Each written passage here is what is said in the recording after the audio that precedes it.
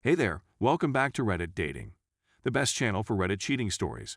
Be sure to like, subscribe, and hit the bell notification for more stories like these. Now, let's get into the video. Revenge is a dish best served soiled.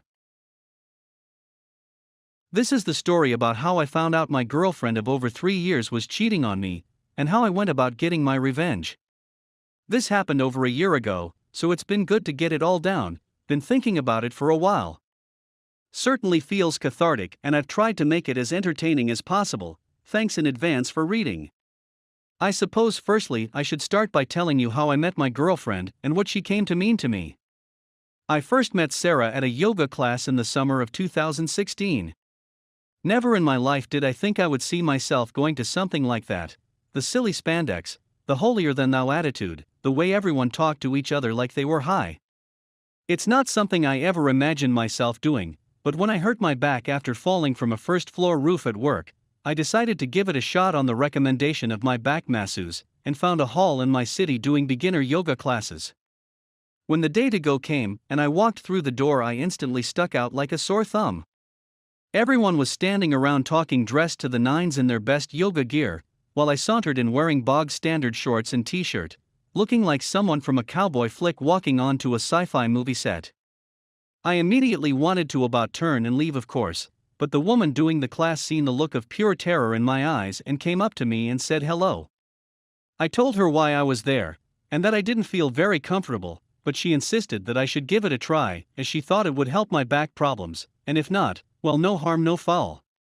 I felt better at that point, and though it might as well try and get my money's worth, even if I do end up looking like a diseased pretzel. It was then that I looked across the room and seen the same look of terror that I had no doubt been portraying. That was Sarah. She had not long found out she had scoliosis, after years of been misdiagnosed, and told that it was all in her head among other things. She was there with her mother, who was with her for emotional support and to see how she got on. After seeing her, I instinctively gravitated towards her in the same way that a drowning person gravitates towards a life ring thrown at them.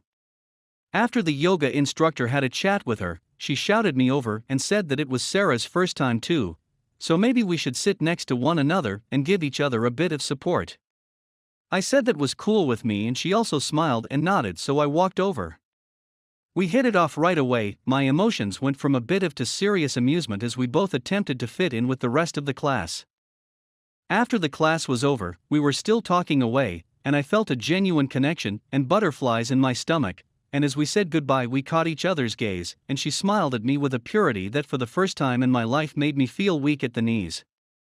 I wouldn't have went back in a million years had I not met her, but I decided to go the next week, and when I walked in the door, I got those butterflies in my stomach again and was hoping to see her face, but she wasn't there. As I was sitting there, I felt this feeling of pure dread and was sat thinking, what the am I even doing here? I felt this sadness that was hard to describe. It kinda reminded me of when I went to this holiday caravan park when I was about 12 with my gran and cousins, and there was this big center with pool tables and amusements and all that stuff. I remember seeing this girl there every night for a week, and I instantly fell in love with her. Didn't say a word to her right enough, but psyched myself up so that I was gonna try speak to her on the last night at the disco, but when we went down she wasn't there. I'll never forget that feeling of sadness as we went home. That girl had walked out my life, and she probably didn't even know she walked into it. I felt the same aching sadness when I didn't see Sarah. I knew nothing about her, had no way of contacting her, and felt this surreal sadness that was hard to quantify. About 4 months later, I was working on a roof repairing a truss damaged in a storm when we decided to stop for a break. As we made our way back to the van, the house owner came out and asked us if we wanted cups of coffee.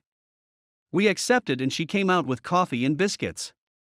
As soon as I seen this woman, I just knew her face from somewhere, but couldn't for the life of me place her. It wasn't until that night, after racking my brains, that I realized it was at that yoga hall I had seen her before, and it was Sarah's mother. The next day I was back finishing the job and the same thing happened. We stopped for a break, went down towards the van, and the woman came out asking if we wanted some coffee. After we finished up, I took the cups and biscuit wrappers back, and as I was passing them over to her, I asked how her daughter was and was she still having back problems.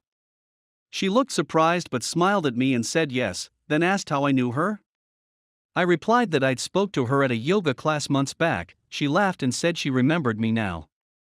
I then gave her a card with my number written on it and asked if she could maybe get her daughter to text me as I wanted to get back in touch with her. Shoot my shot, I thought, wish I hadn't now. I got a text message that night from Sarah asking how I was and that she had looked for me again at the yoga hall but I wasn't there. Turned out she had went back the week after me as she thought it was bi-weekly. We met up soon after, really hit it off again, and after 8 months she moved in with me. She was funny, smart and sweet as well as being the most uniquely beautiful person I'd ever met. She had a whimsical beauty to her, pointed ears and defined features. She reminded me of a she-elf or something. I truly thought I'd found my soulmate.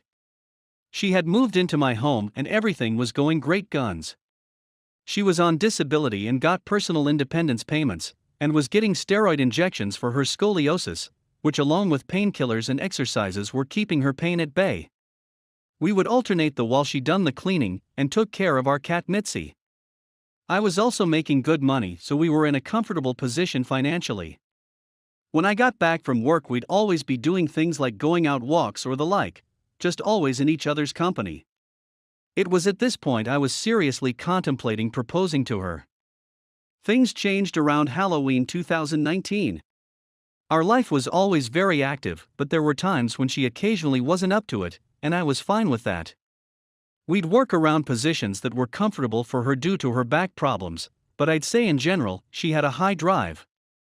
Well, around October she started complaining a lot about her back hurting more, especially just before the times we'd usually go to bed together.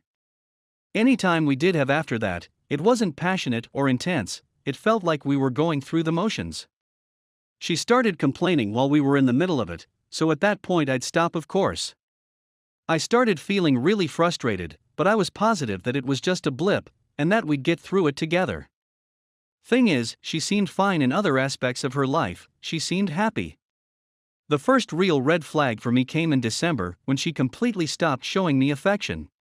She just became cold towards me. She seemed repulsed when I put my arms round her or tried to take her hand.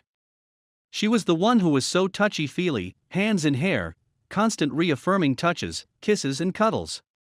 When we'd sit on the couch, she'd basically be on top of me. That all completely stopped. Didn't for Mitzi though. Yes, that's right, I ended up jealous of our cat.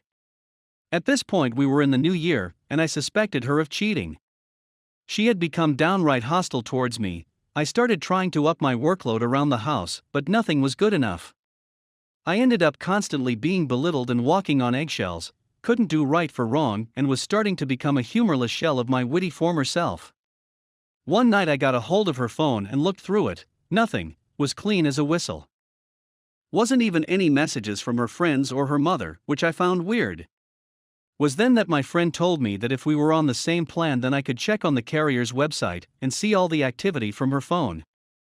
We were on the same plan, and I paid for her phone.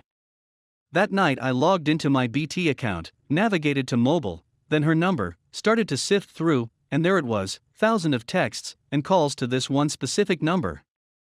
It had started 6 months previous, and it had dates, times, and how long the calls were. She'd be speaking to and texting this person for hours and hours, while I was at work, deleting everything before I got home, then going cold turkey when I got back. I googled the number and up came a local garage, one where she had got her car fixed previously. I remembered it taking a while for it to get fixed and her complaining about it a lot. The whole thing was a long drawn-out affair, in more ways than one apparently. At this point I was ice cold. I already had got it into my head she was having an affair, so getting it confirmed was more of a relief than anything else. I wanted to catch her in the act, rather than have her attempt to gaslight me and squirm out of the circumstantial, so I found out everything I could about this guy. I found out where he lived, that he had a young wife and child, found out what car he drove, even walked in asking about prices, so I could look this guy in the eye and get a measure of him. His name was Carl with a K.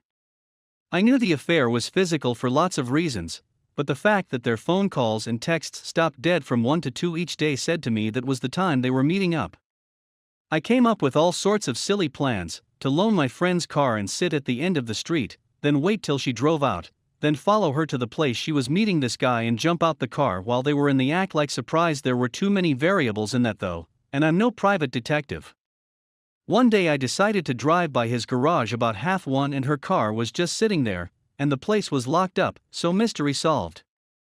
I was at this point at the end of my tether, and ready to just tell her that I knew everything and get the out my house, when she asked if it would be okay to go away to a spa place for the weekend. Alone.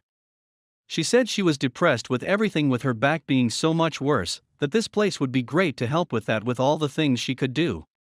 That she could come back refreshed and like a new person. She was right about that, 'cause I didn't know who this was standing in front of me anymore. Obviously she wasn't going there alone, if she was even going there at all. This would be a dirty weekend away with this guy.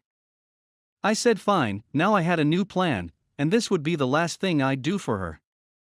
If you're thinking this is all too much of a kerfuffle, then you're right obviously, but my position is I wanted revenge, and I wanted to get her back with some style. I didn't just want to have her cry it and gaslight me for days, then leave on her terms, with me the bad guy. I would be the bad guy, but it would be my terms she'd be leaving on alright. The Friday came and the spa was 100 or so miles down the road, so she decided to get a train. I jokingly asked her if she couldn't find something more local, umming and ohing followed till I told her I was only kidding. I got off work a couple of hours early and took her into the train station. Despite her protests, she would get a taxi, as I wanted to see her off. We drive in, and as I'm looking for a place to park, you wouldn't guess whose car I spot? That's right, Carl with a K. I think I'm gonna have some fun and make her squirm, so I park up directly next to him. They're right next to each other door to door, and she immediately becomes uneasy, not knowing where to look. I'm pretending to look for something, trying to draw out the moment, and the atmosphere is razor sharp at that point. What happened next genuinely caused me to do something out with my plan. She started to silently giggle. You know when you go to church or someone dies, or you go to church 'cause someone dies and something funny pops into your head? And it becomes torture, desperately trying to think of something else and stop yourself from laughing maniacally? While she's desperately trying not to laugh, I'm pretending not to notice. She's tapping her hand on her trouser leg, and from the corner of my eye I can see him, with his head on the steering wheel. She actually lets out a laugh, then quickly disguises it as a cough and starts clearing her throat. I start doing the whole tapping of back thing, and I'm just thinking to myself, I can't wait to get you back. See, we all go through life being the butt of the joke at least once, whether it be passive-aggressive work colleagues, or when you get up and try and do a talk at school with a face redder than the devil himself. But you never expect that from people who are supposed to have your back, even if you are conspiring against them at that point. I helped her into the train station with her things, made sure she had her bearings, said goodbye and walked away. By the time I got out, Carl with a K's car was nowhere to be seen, so I went back home, composed myself and carried out my plan.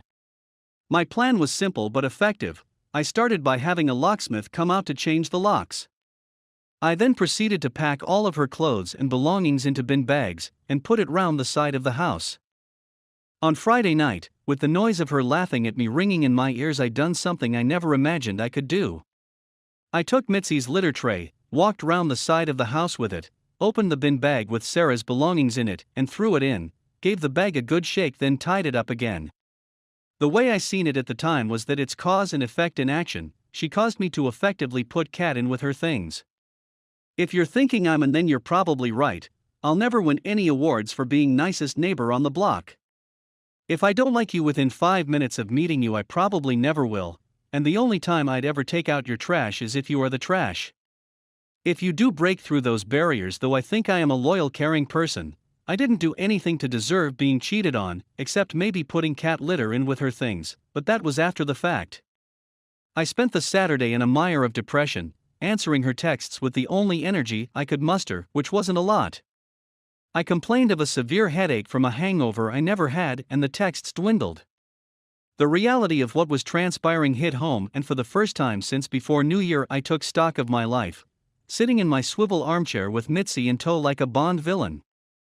Sunday came and I was ready to execute the final part of my plan. Firstly, I drove to Carl with a K's house and put a letter through his door. It was addressed to his wife and basically said in block capitals, "Important Carl with a K's wife's name, open immediately." Inside it was a letter outlining how her husband was having an affair with my girlfriend, copies of her phone calls and text log, as well as other information like that they were away together this weekend. I put it through the door, rang the doorbell and walked away. Got in my car and drove for a minute, then parked up again, then I phoned Sarah. I genuinely can't remember a lot of what I said to her, but it was something along the lines of me asking how everything was going. She started to gush about how much she enjoyed herself, that she feels like a new woman, and that she could maybe see herself doing it 2 or 3 times a year, to blow off the cobwebs, certainly to blow something. At this point I blurt out, "How's Carl?" Her yapping stops dead, silence fills the air until she finally says, "Who's Carl?" I reply, "Carl, with a K." I then proceeded to tell her that I knew everything, that I'd changed the locks, and all her stuff was round the side of the house. Instead of being apologetic, she goes on a thunderous diatribe, blaming me for everything, basically stabbing me in the back while complaining that my backbone was blunting her blade. At the end I told her how her stuff smelled of Mitzi's and hung up. I blocked her number and didn't see hide nor hair of her until the Wednesday. When I came back from work, she was sitting on the doorstep, all the bags had been moved. I ignored her, walked round the back, let myself in the back door, and locked it behind me. Haven't spoken to her since, although she's made her attempts, including a letter. In regards to Carl with a K, I don't know what happened between him and his wife. I do know that he said it wasn't personal to a friend of mine. That made me angry, like, is that supposed to make it better? Someone saying something isn't personal just means it isn't personal to them. It was to me. If someone smashes through your front room in a 4x4 obliterating everyone you've ever loved, is it easier to get over if they didn't personally mean it? Is it easier to pick up the pieces and put them back together again? No. I heard that COVID hasn't been kind to his business though, but you won't catch me shedding no tears for that, unless it's tears of laughter, that is.